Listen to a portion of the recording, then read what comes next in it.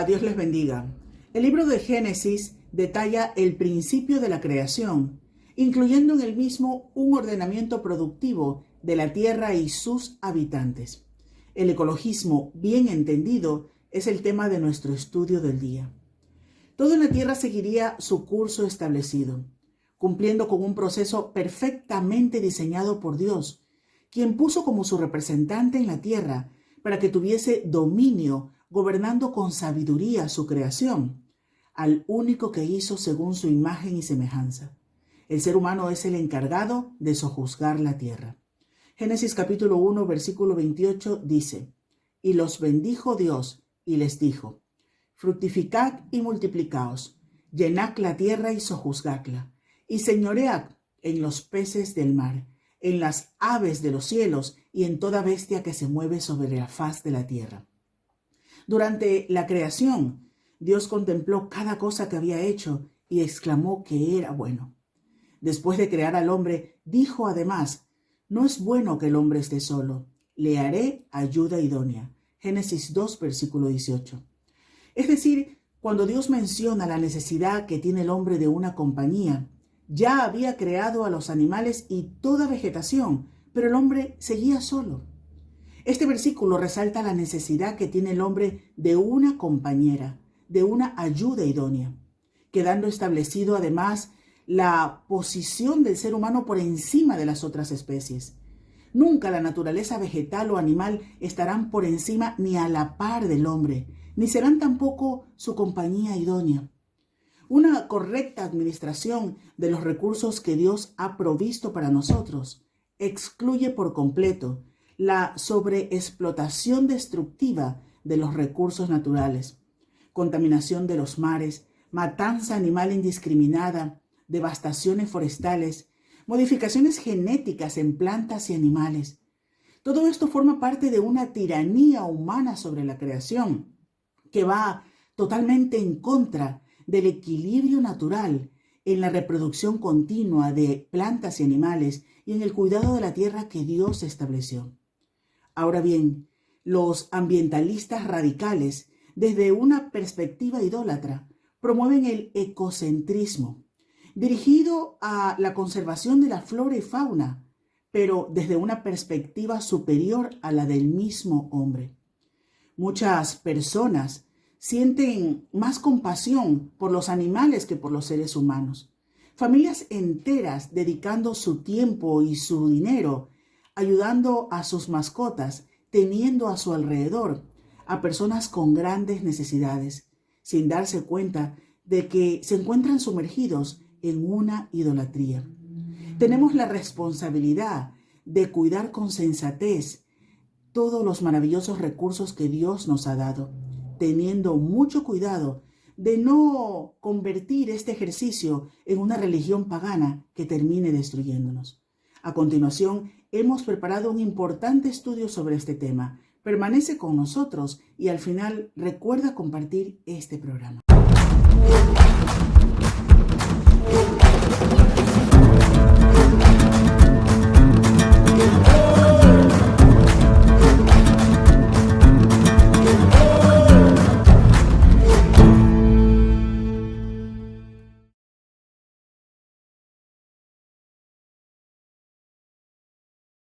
Contaminación, destrucción de espacios naturales, erosión del suelo, cacería por deporte, reducción de la capa de ozono, efecto invernadero, cambio climático, sequías o danas, son los elocuentes gemidos de una creación y gemidos que debieran de llamar nuestra atención. Ante este lamento de la ecología, se ha dado la respuesta con preocupación en las sociedades durante las últimas décadas. Hemos visto proliferar estudios, cumbres gubernamentales, firma de tratados internacionales, y se han propuesto y en ocasiones se han desarrollado todo tipo de acciones para intentar frenar el deterioro del planeta. Allá por los años 60 el movimiento hippie, organizaciones tipo Greenpeace, ONGs, que están criticando el daño ecológico que esta sociedad está recibiendo. Cada vez sentimos que todos estos fenómenos relacionados con el colapso ecológico están poniendo en riesgo la existencia humana. Las causas que han llevado a la humanidad a este extremo son reconocidas. Podemos pensar en la ambición materialista, el consumismo descontrolado e irresponsable, la manipulación agresiva del medio, las alteraciones físicas de los mapas en pro de beneficios de nuestro estilo de vida. La ciencia y la tecnología puestas al servicio de los intereses y negocios humanos, pero sin acabar con las lacras de la humanidad, es decir, hambrunas, patologías, sequías u otras carencias de una humanidad desfavorecida.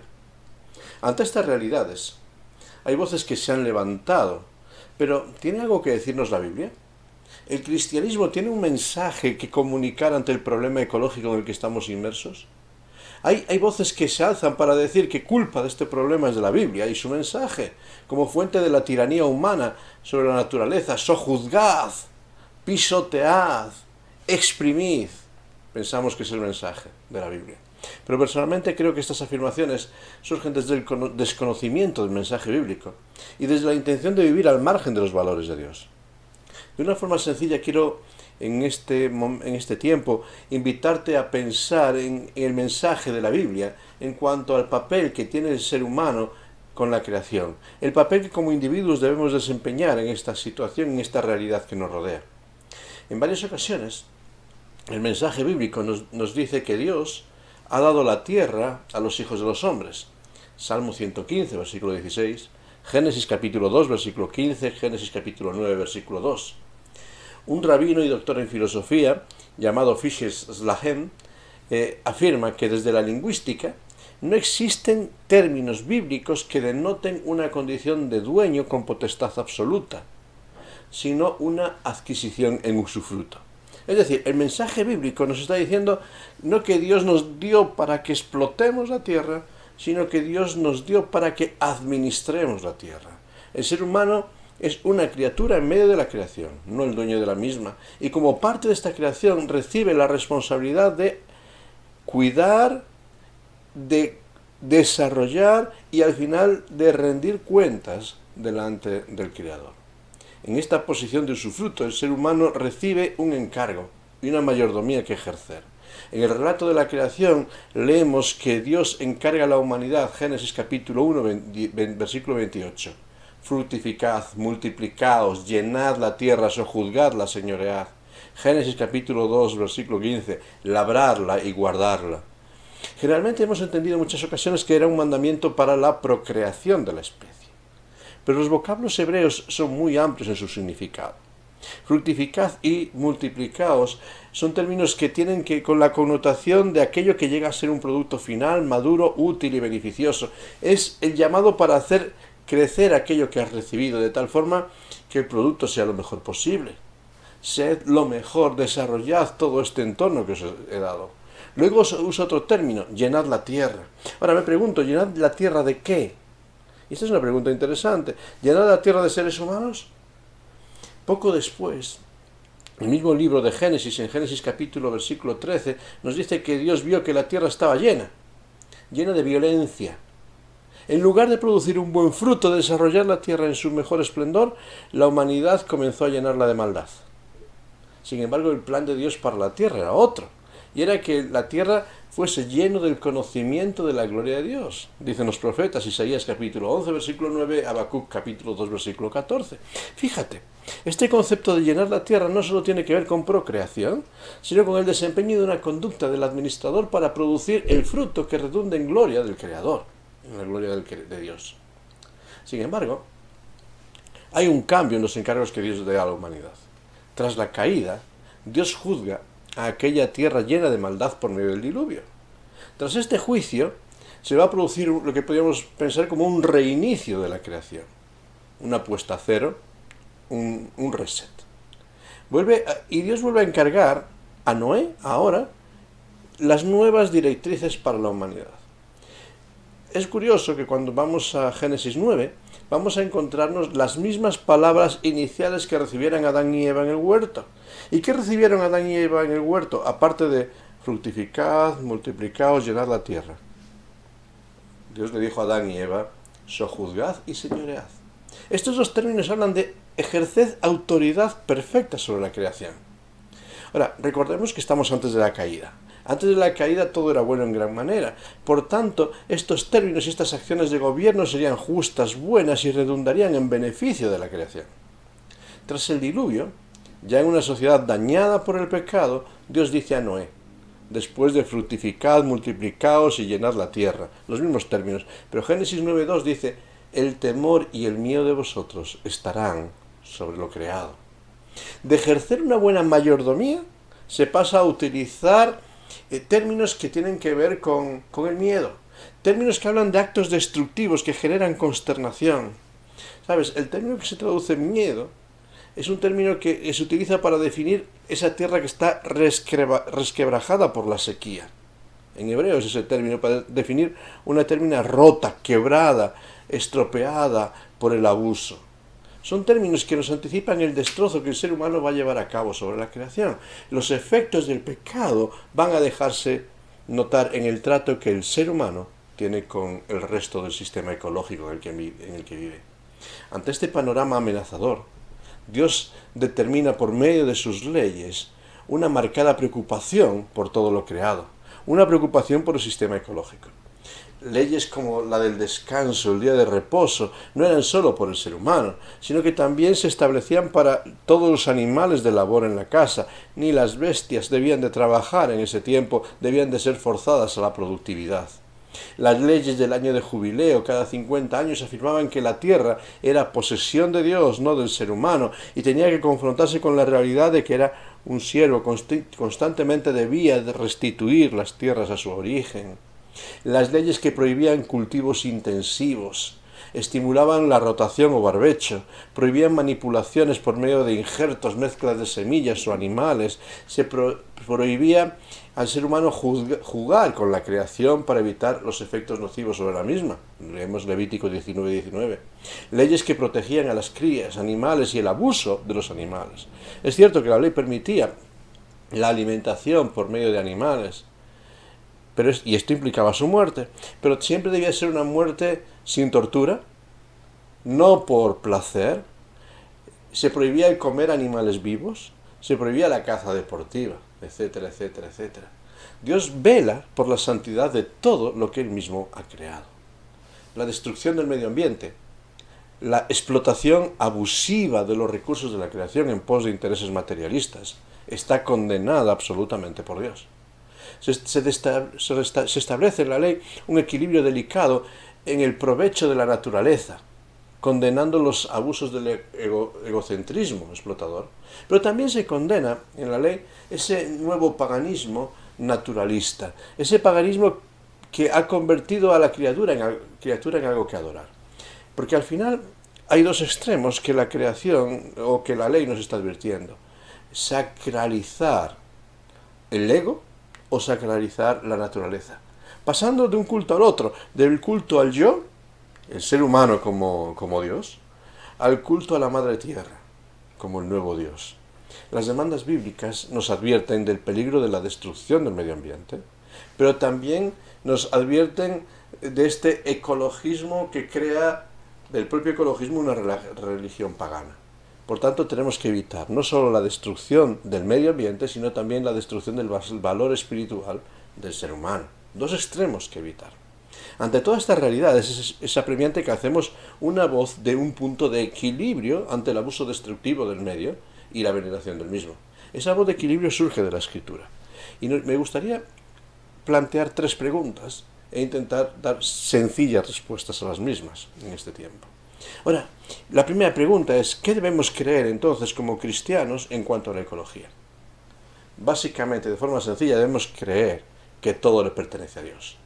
En palabras del salmista, y en el Salmo 100, versículo 3, tenemos que reconocer que Jehová es Dios.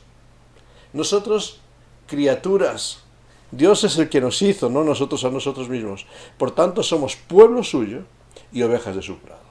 Hay un Dios en el cielo a quien pertenecen todas las cosas. Y nosotros, los seres humanos, somos parte de la creación de Dios, un pueblo que tenemos que responder a los encargos que Él ha dado, encargos de cuidar y obtener el máximo esplendor para este prado en el que hemos sido colocados. No podemos destruir este prado. No podemos abusar de él. Tenemos que servirnos para que en todo Dios sea glorificado. Esto es lo que creemos en cuanto a la ecología. Tenemos una responsabilidad de cuidar. En segundo lugar, ¿qué debemos pensar en cuanto a la ecología? Pues contrariamente a estas voces que en muchas ocasiones se levantan y aún se levantan negando las problemáticas de la ecología, el cristiano debe reconocer que existe un problema real. Existe un problema real ecológico.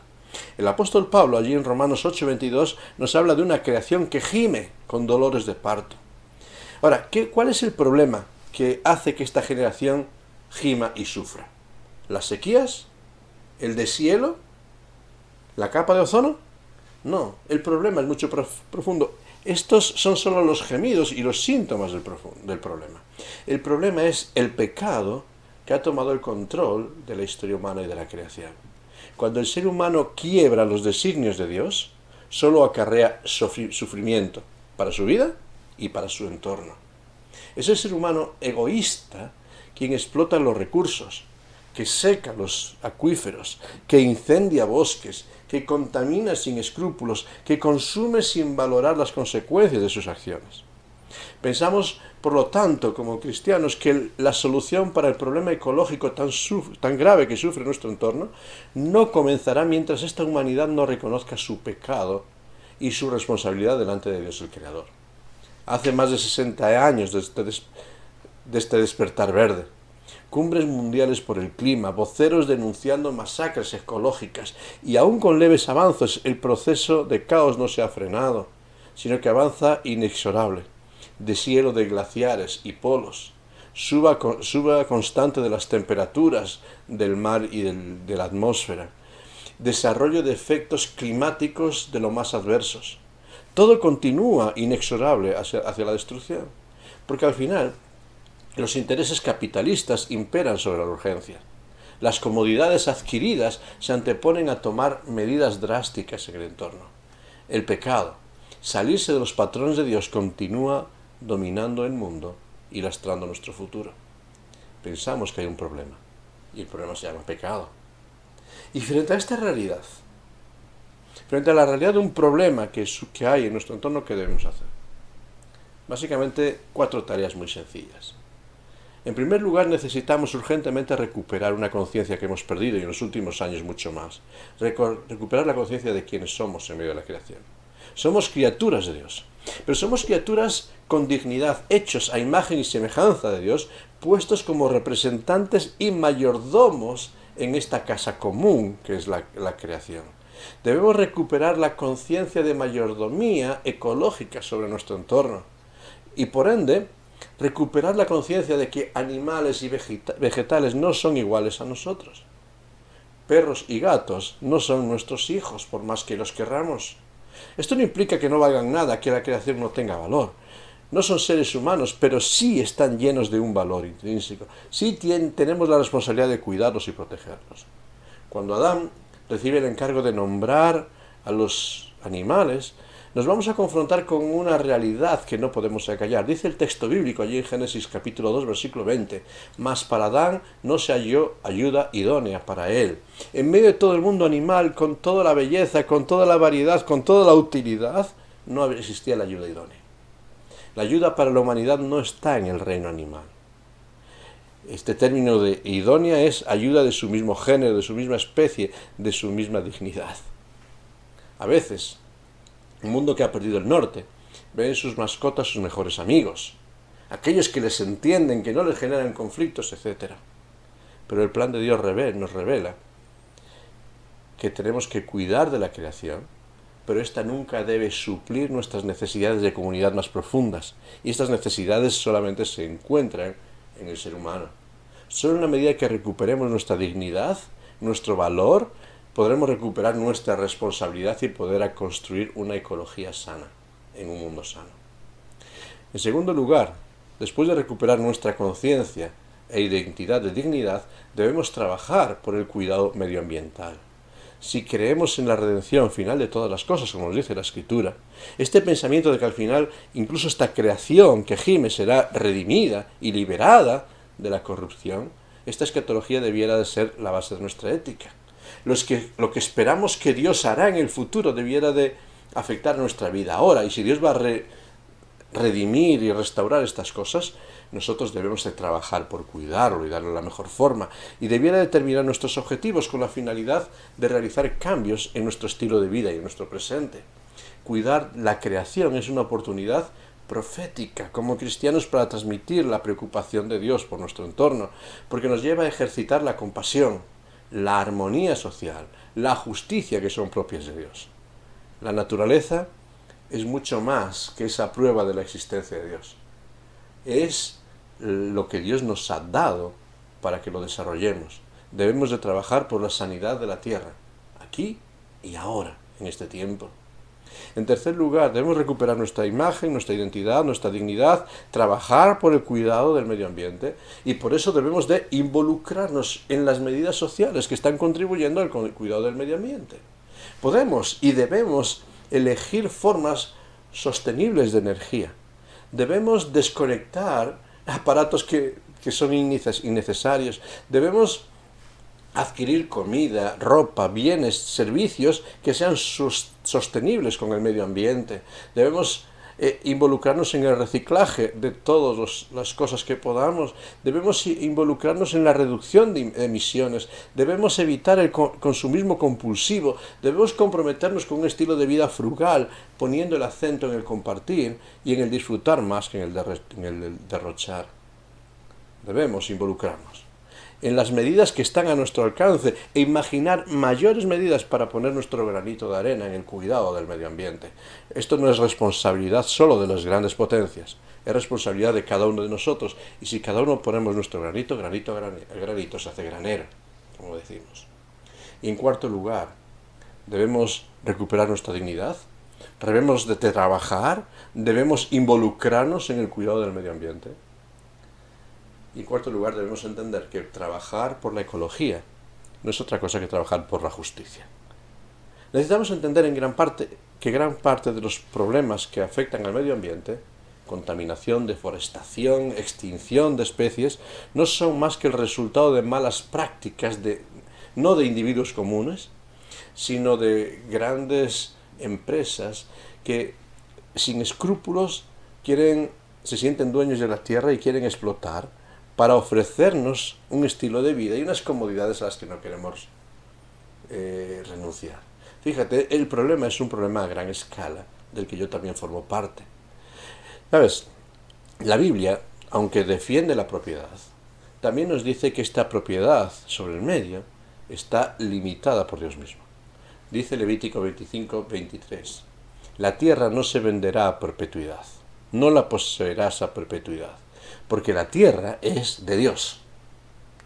Y nosotros solamente somos forasteros y extranjeros, estamos de paso. Y de paso la tierra nos ofrece los recursos para nuestra estadía, pero no nos pertenece. La creación debe ser utilizada para beneficio mutuo y no para la destrucción abusiva. Y mucho menos la creación debe ser utilizada para el abuso y explotación del débil, quitándole sus recursos. No todo vale en nombre del progreso. No todo es lícito en nombre de la comodidad y del desarrollo humano. La Escritura nos dice, Salmo 115, versículo 16, los cielos son los cielos de Jehová, y Él ha cedido, ha dado la tierra a los hijos de los hombres. Les ha dado un usufruto de esta tierra. No nos olvidemos nunca de esta realidad. Todo le pertenece a Dios. Nosotros tenemos una responsabilidad de cuidar y hermosear la propiedad de Dios, no la nuestra, para devolvérsela, y tendremos que devolvérsela hermosa, y tendremos que dar cuentas del cuidado de nuestro entorno, del estado de esta habitación que se nos ha prestado. Tendremos que dar cuentas a Dios. Pero yo no puedo cuidar de mi entorno, yo no puedo cuidar de esta habitación que me rodea si mi corazón está lleno de maldad, porque entonces estoy llenando mi entorno de aquello que hay en mi corazón. Dice la Escritura, de la abundancia del corazón habla la boca. De aquello que hay en mi corazón surge el trato que voy a tener con mi entorno. Si mi corazón está lleno de maldad, ¿de qué voy a estar llenando mi entorno? La solución para este planeta, la solución para la ecología, pasa porque aquellos que habitamos el planeta, por aquellos que disfrutamos de nuestro entorno, por aquellos que estamos de paso, seamos transformados por Dios, para poder entonces transformar nuestro entorno. Estamos permitiendo que Dios revise nuestros corazones y los transforme. Sin una transformación, sin una limpieza del pecado que mora en nosotros, no habrá un cambio para esta sociedad, sino solamente buenas intenciones, que al final no llegarán a nada. La responsabilidad del cambio empieza por ti, y empieza por mí, permitiendo que Dios transforme nuestros corazones. ¿Lo estamos permitiendo? Que Dios te bendiga y que Dios nos ayude para ser instrumentos de sanidad para esta tierra.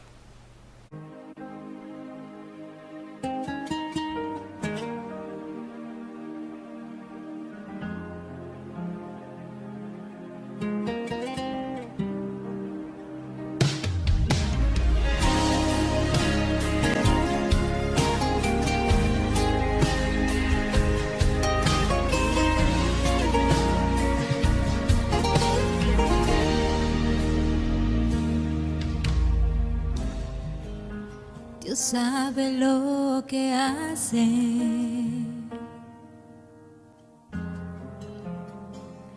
Él no llega tarde.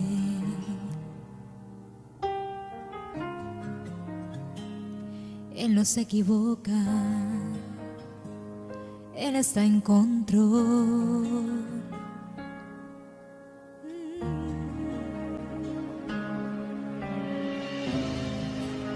Dios sabe lo que hace.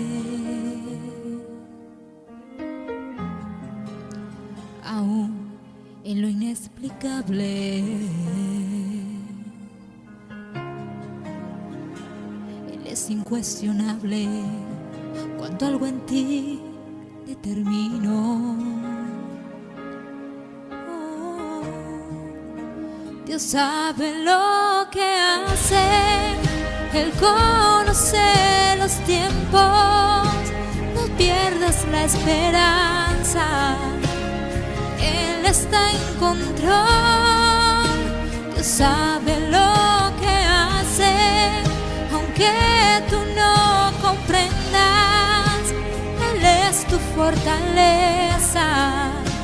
En tiempos de aflicción, Dios sabe lo que hace.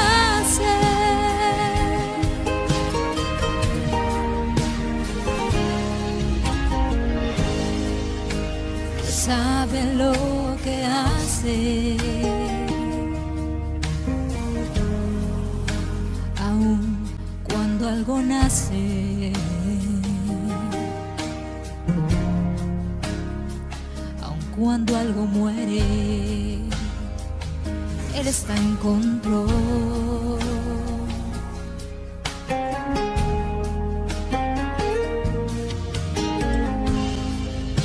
Dios sabe lo que hace.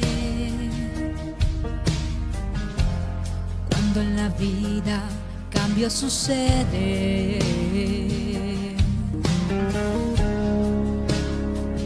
con algún propósito Él lo permitió.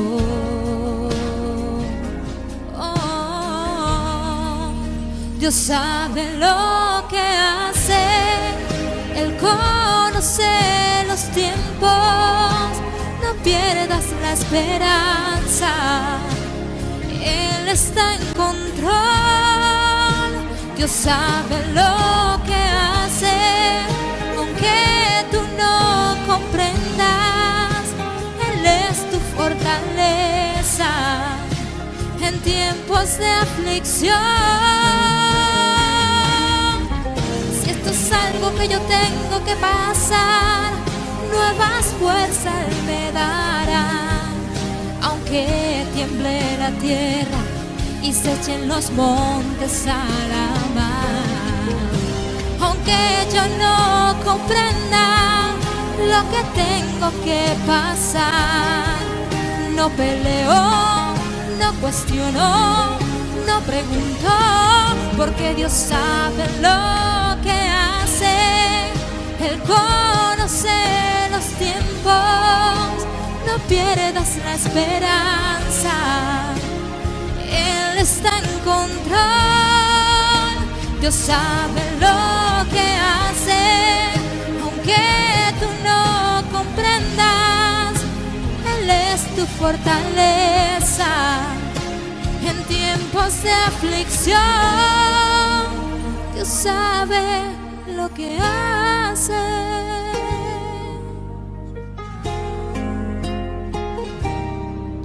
No peleo, no cuestiono, no pregunto, porque Dios sabe lo que hace.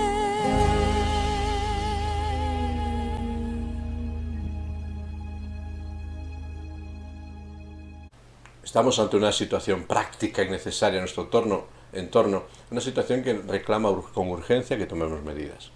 Por eso es necesario que hoy pidamos más que nunca sabiduría a Dios. Y sabiduría no es solamente conocimiento, la sabiduría es la capacidad práctica para enfrentar las luchas del día a día. Y vamos a orar pidiéndole a Dios que nos ayude para tomar decisiones que contribuyan en nuestra vida para hacer un mundo mejor. Y esas decisiones empiezan por reconocer nuestro pecado y volvernos a Dios. Vamos a terminar este tiempo orando. Gracias, Padre. Gracias, Padre, porque nos has dado un entorno perfecto. Un entorno provisto de todo lo que necesitamos para nuestra existencia. Gracias porque en este paso por la vida nos has dado comida, nos has dado aire, nos has dado agua, nos has dado recursos para la vida. Señor, no permitas que nos olvidemos que estamos de paso. No permitas que destruyamos esta creación y no dejemos a los que vienen detrás un mundo peor, sino que nos involucremos en mejorar, nos involucremos en cuidar, nos involucremos en que tu gloria sea la que llene realmente esta tierra. Pero por eso, Señor, primero queremos ver nuestros corazones. Si nuestros corazones están llenos de pecado y maldad, lo que estamos ofreciendo es pecado y maldad. Si nuestros corazones están llenos de tu gloria, entonces estaremos reflejando tu gloria. Por eso queremos pedirte, Señor, que en este día llenes nuestras vidas y las llenes de tu gloria, para que en verdad podamos cumplir esa función de mayordomos, de cuidar todo lo que nos has dado en nuestro entorno. Perdónanos por tantas veces que hemos negado lo evidente y hemos obviado nuestra responsabilidad con la creación. Ayúdanos a ser buenos administradores del entorno que nos has dado. Ayúdanos a descansar y poner nuestras vidas en Cristo, para que por medio de la reconciliación que logra nuestros corazones, también podamos ser enviados de reconciliación con los que nos rodean y con el entorno en el que vivimos. Perdónanos y ayúdanos. Danos esa sabiduría para empezar a cambiar. Te lo pedimos a ti, te damos muchas gracias en tu santo nombre. Amén. Que Dios te bendiga en este tiempo y te use como un instrumento de sanidad para la tierra.